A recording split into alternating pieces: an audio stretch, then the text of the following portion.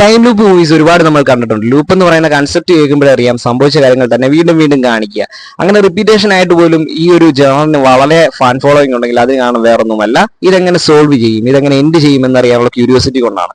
ഇങ്ങനെ ലൂപ്പ് സിനിമകളൊക്കെ കാണാൻ താല്പര്യമുള്ളവർക്ക് കണ്ടിരിക്കാൻ ഒരു കിഡിലൻ മൂവിയാണ് 2017 ഇറങ്ങിയ ഹൊറർ മിസ്റ്ററി മൂവിയായ ദ ഹാപ്പി ഡെത്ത് ഡേ എന്ന് പറയുന്നത്.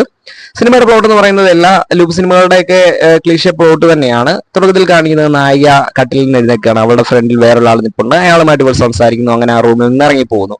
അതിനുശേഷം ഇവൾ വഴിയിൽ വെച്ച് കാണുന്ന ഓരോരുത്തരെയും അവൾ ശ്രദ്ധിക്കുകയാണ്. അതിനുശേഷം അന്നത്തെ ദിവസം രാത്രി അവൾ ഒരു സൈക്കോയെ കാണുകയാണ്. അതിനുശേഷം നടക്കുന്ന സംഭവങ്ങളും വീണ്ടും അവൾ ആ ഡേ തന്നെ റിപ്പീറ്റ് ചെയ്യുന്നു.